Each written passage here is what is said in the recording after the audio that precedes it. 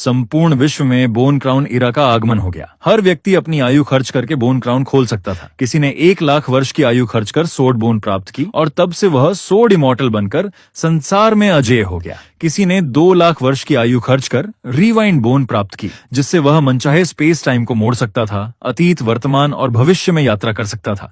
लेकिन कुछ लोग अत्यंत दुर्भाग्यशाली भी थे। कुछ लोगों ने डेथ बोन प्राप्त की और उसी क्षण मर गए, धुएं की तरह विलीन हो गए। लेकिन संयोगवश तुम्हें एक विचित्र कलरलेस बोन क्राउन मिला। उसे खोलने के लिए न आयु की आवश्यकता थी और न ही किसी अन्य शर्त की। पर जब तुमने उसे खोला तो एक रक्तवर्णी गूवर्म उसमें से बाहर निकला और एक ही पल में मेरे सिर को भेद गया। मुझे लगा सब कुछ समाप्त हो गया है, लेकिन आश्चर्य की बात यह थी कि मैं 30 वर्ष पहले पुनर्जन्म ले चुका था। उस समय का मैं, यद्यपि मानव जाति की सर्वोच्च युद्ध शक्ति नहीं था, फिर भी एक प्रतिष्ठित लेवल 7 एक्सपर्ट था। मेरे शरीर में अनगिनत शक्तिशाली गूवर्म्स थे। फिर भी मैं एक रहस्यमय गूवर्म द्वारा एक ही वार में मार दिया गया।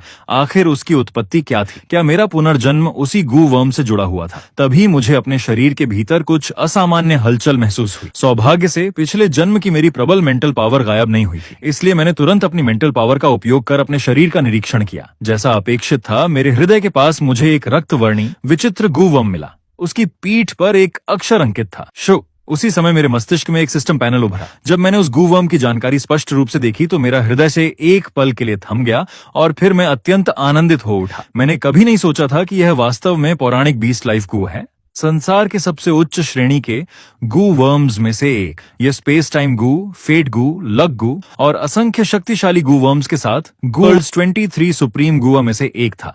यहाँ तक कि पिछले जन्म में भी किसी ने इसे कभी प्राप्त नहीं किया था। और इस संसार में जहाँ गू जार्स खोलने के लिए 20 लाइफ खर्च करना पड़ता है और गू वर्म्स को पालने के लिए भी 20 लाइफ की आवश्यकता होती है, वहाँ 20 लाइफ गू का स्वामी होना मानो सब कुछ प्राप्त कर लेने के समान था। 20 लाइफ गू दूसरों की आयु निगल सकता था, इसलिए स्वयं को शक्तिशाली बनाने का सबसे तेज तरीका क्या था? 2 महीने बाद स्वाभाविक रूप से उत्तर था किलिंग। निंगाहे सिटी एक अचानक उत्पन्न हुई म्यूटेंट गू डिजास्टर से नष्ट हो जाएगा और पूरा संसार भी एक विशाल संकट में डूब जाएगा। ये तो केवल शुरुआत थी। मुझे यथाशीघ्र शक्तिशाली बनना था। उसी समय गली के भीतर कुछ दूरी पर कई भिखारी उत्साह से बातचीत कर रहे थे। उन्हें देखकर मुझे अपने पिछले जन्म की कुछ यादें ताजा हो गईं। पिछले जन्म में मैं अभी भी एक भोला भाला छात्र था। केवल इसलिए कि मैंने विद्यालय में एक व्हाइट लोटस गर्ल को नाराज कर दिया था, मुझ पर चोरी छिपे तस्वीरें लेने और छेड़छाड़ करने का झूठा आरोप लगाया गया। परिणाम स्वरूप मुझे विद्यालय से निष्कासित कर दिया गया और मैं सड़कों पर भटकने लगा। रहने की कोई जगह न होने के कारण मैं विद्यालय से प्राप्त व्हाइट बोन क्राउन लेकर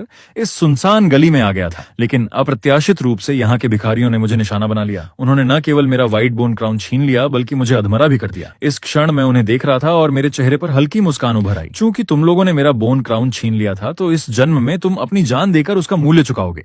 इसके बाद तुमने वह व्हाइट बोन क्राउन बाहर निकाला। उसके सबसे ऊपर संख्या 10 अंकित थी। इसका अर्थ था कि उसे खोलने के लिए तुम्हें अपनी 10 वर्ष की आयु खर्च करनी होगी।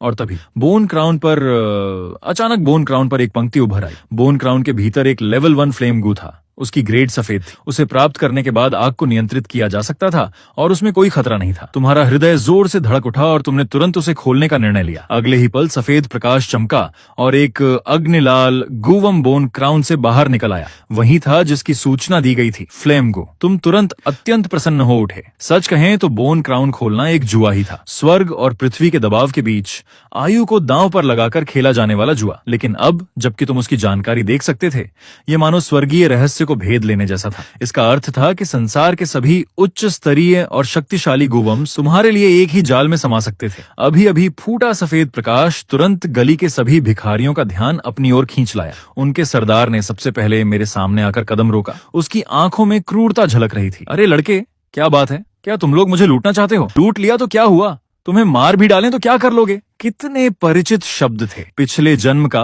मैं सचमुच मारे जाने के डर से झुक गया था और अपने हाथ का सफेद बोन क्राउन उन्हें सौंप दिया था। लेकिन बदले में मुझे अधमरा कर दिया गया था। मेरी आंखें ठंडी हो गईं।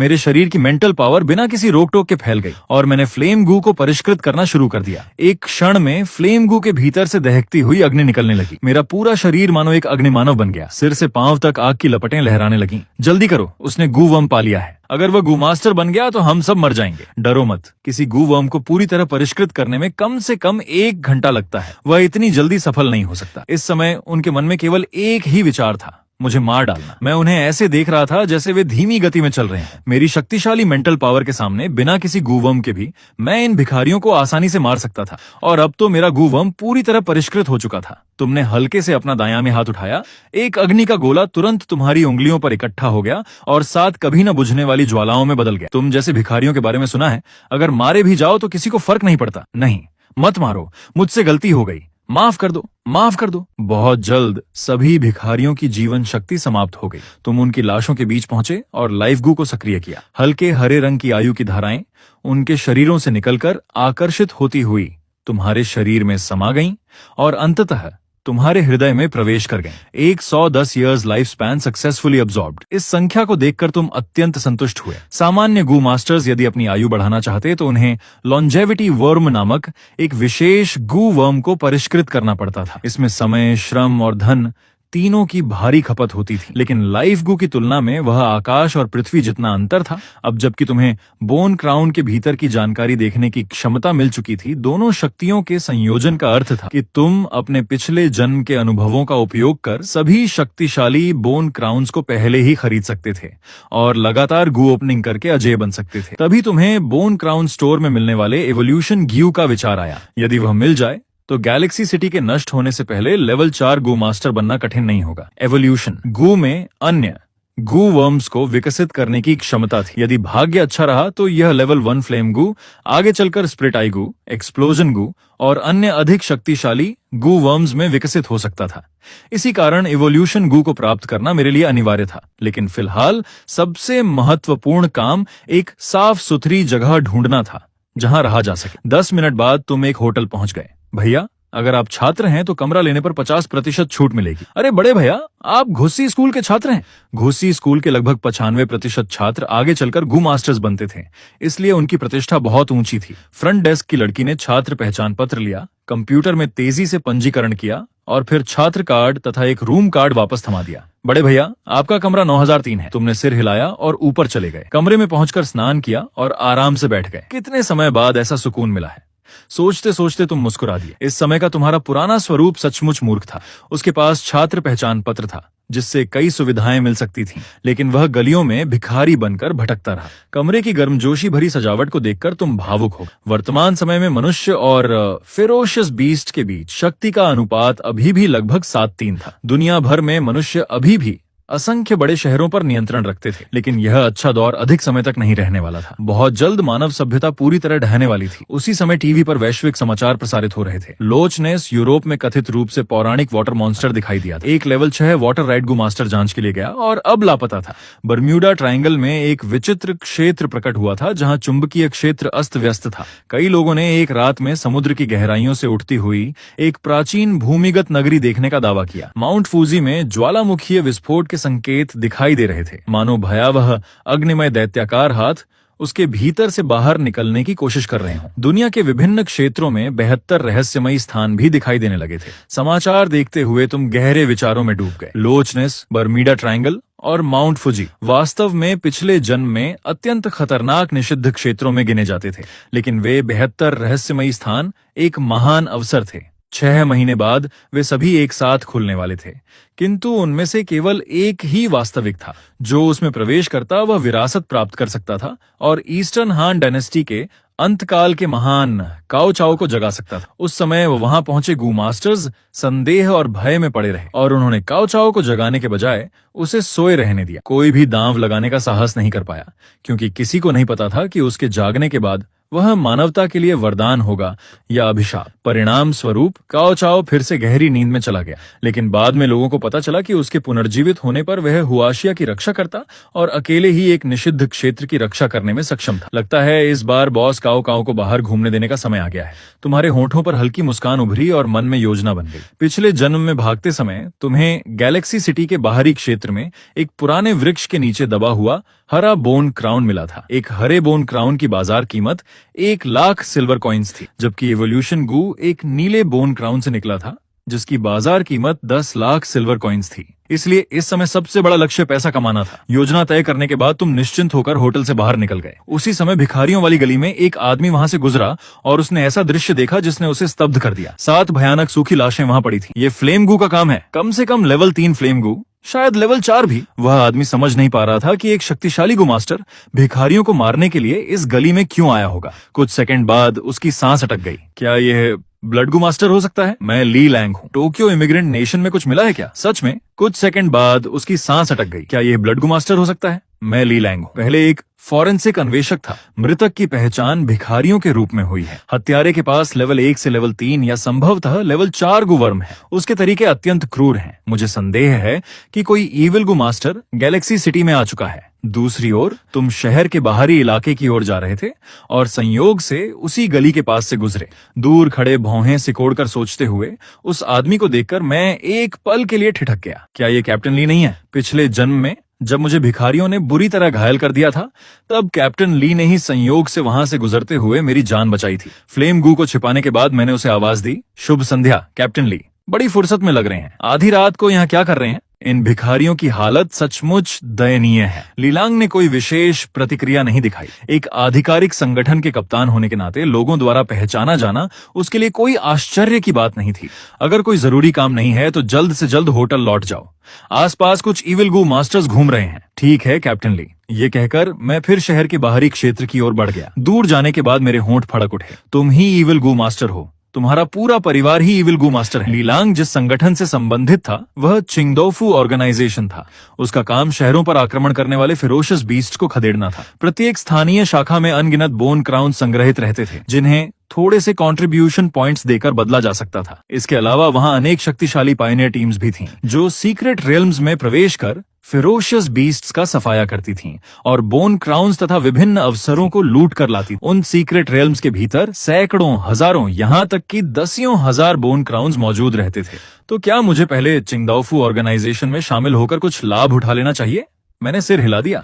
इस समय सबसे महत्वपूर्ण लक्ष्य अभी भी एवोल्यूशन गू प्राप्त करना था। जैसे जैसे मैं शहर के बाहरी इलाके के करीब पहुंच रहा था, मेरे मन में सुरक्षा को लेकर चिंता बनी हुई थी। बाहरी क्षेत्र गैलेक्सी सिटी सेफ जोन के अंतर्गत नहीं आता था। यदि भाग्य खराब रहा तो रास्ते में किसी फेरोसियस बीस्ट या भगोड़े अपराधी से सामना हो सकता था। इसलिए आत्मरक्षा के लिए कुछ साधन आवश्यक थे। कुछ देर विचार करने के बाद मैंने पहले फ्लेम बोन को विकसित करने का निर्णय लिया। फ्लेम बोन 5 परतें, white grade, level 1, level 2, requirement 10 years life span, ability flame. बिना किसी हिचकिचाहट के तुमने तुरंत एवोल्यूशन चुन लिया। मेरी 10 वर्ष की आयु कम हो गई और अगले ही क्षण वह पूरी तरह फ्लेम बोन के भीतर समा गई। फ्लेम बोन के पूरे शरीर से अचानक प्रचंड अग्नि का विस्फोट हुआ। उसकी ज्वालाओं की तीव्रता बढ़ गई और वह लगभग लेवल 1 फ्लेम बोन से 2 गुनी शक्तिशाली हो गई। इसके बाद मैंने लेवल 3 के लिए आवश्यक शर्तों को देखा। Flame bone level 3 requirement 100 years life span plus 1 blazing flame bone. Blazing flame bone एक अत्यंत सामान्य अग्नितत्वीय बोन वर्म था। इसे अधिकांश लोगों द्वारा पसंद किया जाता था और अधिकतर अग्नितत्वीय गूवर्म्स भी इसे पसंद करते थे।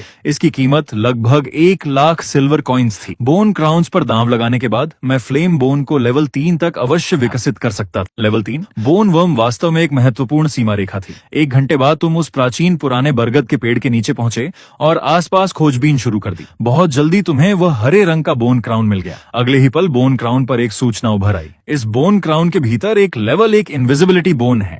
इसके परिवर्तन के बाद उपयोगकर्ता को इनविजिबिलिटी की क्षमता प्राप्त होगी। यह वास्तव में इनविजिबिलिटी बोन निकला।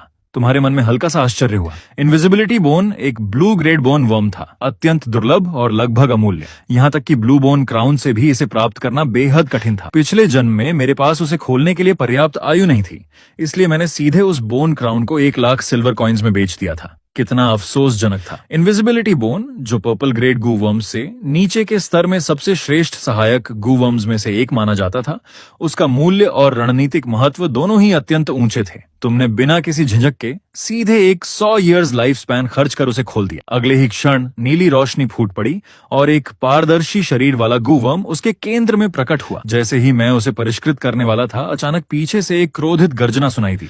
अभी तो मैंने इस बोन क्राउन को 10 मिनट पहले ही दबाया था और तुमने इसे खोद निकाला। ये सुनकर मैं एक पल के लिए स्तब्ध रह गया। तो यह बोन क्राउन प्राकृतिक रूप से उत्पन्न नहीं हुआ था। यही कारण था कि पिछली बार की तुलना में मिट्टी कहीं अधिक मुलायम थी। मैंने मुड़कर देखा।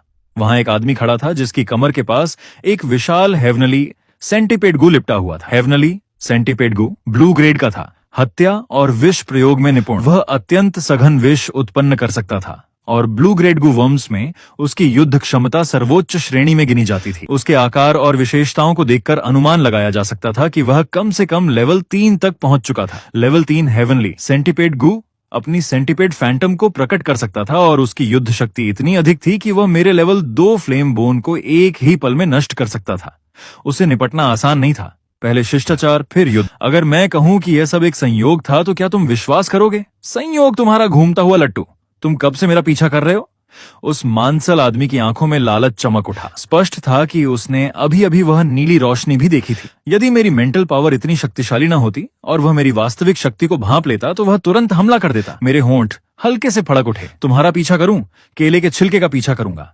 मैं तो यह भी नहीं जानता कि तुम कौन हो। सच यही है कि यह वास्तव में एक संयोग था। तो अब मेरा बोन क्राउन वापस कर दो और मैं इसे संयोग मान लूंगा। अगले ही क्षण उस मांसल आदमी के पीछे एक विशाल सेंटीपीड फैंटम प्रकट हुई। वह पूरी 3 मीटर ऊंची थी।